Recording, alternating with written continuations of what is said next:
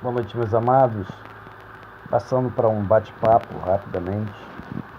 E lembrar, que neste dia, ou num dia como este, Jesus estava descendo a Jerusalém, chegando a Jerusalém. E a Bíblia trata isso lá em Mateus 21 como a entrada triunfal de Jesus em Jerusalém. E o texto diz que ele estava se aproximando de Betfagé, próximo ali ao Monte das Oliveiras. E Jesus então ele pede que seus discípulos vão até uma aldeia próxima e lá eles pegassem um jumentinho que estava lá preso para trazer para ele. E se alguém perguntasse por quê, era para dizer que era a necessidade do Senhor. E tudo isso aconteceu para que se cumprisse as Escrituras. E os discípulos então eles vão até lá, cumprem a ordem do Senhor e trouxeram aquele jumentinho. E então, sobre esse jumentinho, eles começaram a colocar em cima ali as suas vestes, seus vestidos, suas capas. E muita gente então começa a estender os seus vestidos pelo caminho e cortaram os ramos de árvores, por isso que a tradição cristã chama hoje de Domingo de Ramos, Começaram então a cortar os ramos de árvore, espalhar pelo caminho. E ali então uma grande multidão que seguia Jesus começava a clamar, e eles gritavam, clamando, dizendo: Hosana ao filho de Davi, bendito que vem em nome do Senhor, Hosana nas alturas. E entrando então em Jerusalém, a cidade começa toda a se alvoroçar, e eles começam a dizer: quem é este? Quem é este? E a multidão dizia: este é Jesus, o profeta de Nazaré, o profeta da Galileia. E então Jesus ele continua essa descida triunfal, ovacionado pelo povo, até porque na verdade o povo tinha um outro entendimento com relação a Jesus, achando que Jesus ia descer ali, ia se tornar o grande rei, ia se tornar um grande guerreiro que estaria disputando ali a liderança, com o povo romano. E esse era o entendimento que eles tinham ali naquele momento. Eles não tinham entendimento que Jesus estava vindo sim como o Senhor dos Senhores, mas não como um guerreiro, conforme eles queriam, alguém, aquele rei que retomasse aquele local para o povo, retomasse as suas terras, retomasse a sua cidadania. Enfim, era esse o sentido do povo, era esse o entendimento do povo.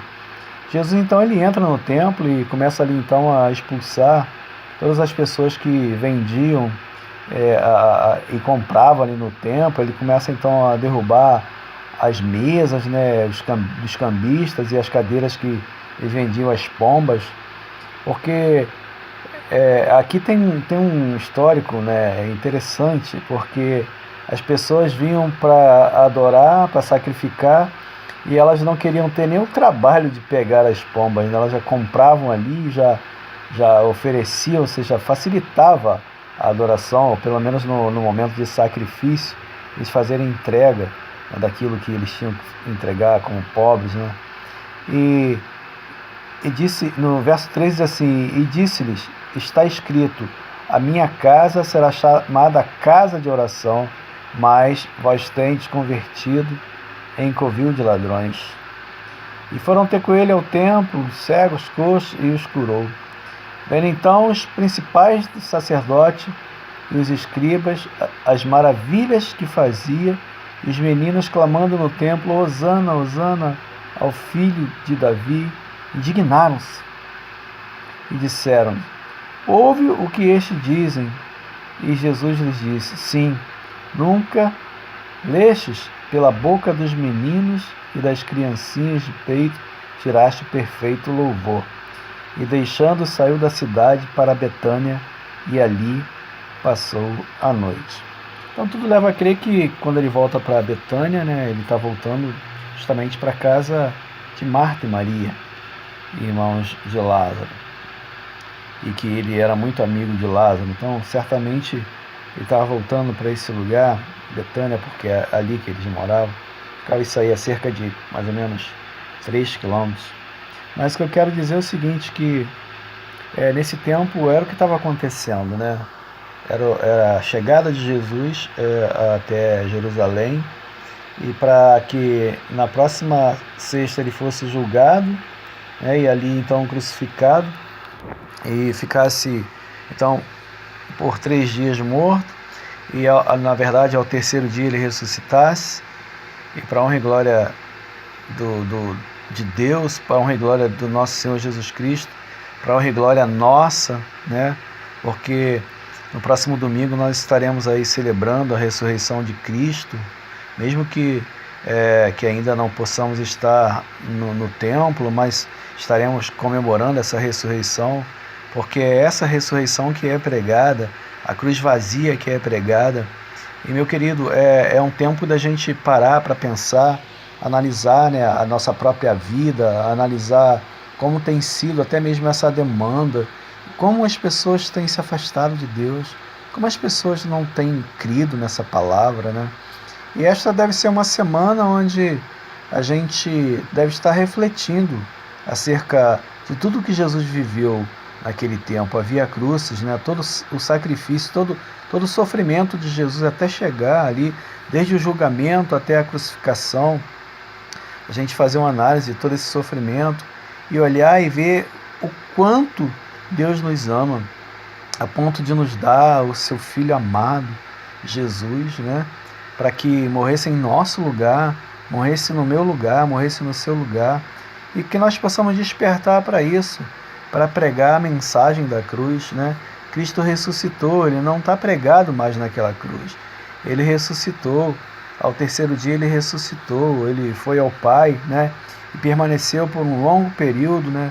Continuando a sua obra, até que ele pudesse ser assunto aos céus, e então o Espírito Santo pudesse vir como Consolador e ficar conosco até a consumação dos séculos. E, meu irmão, eu deixo essa palavra para nós como reflexão para esta semana.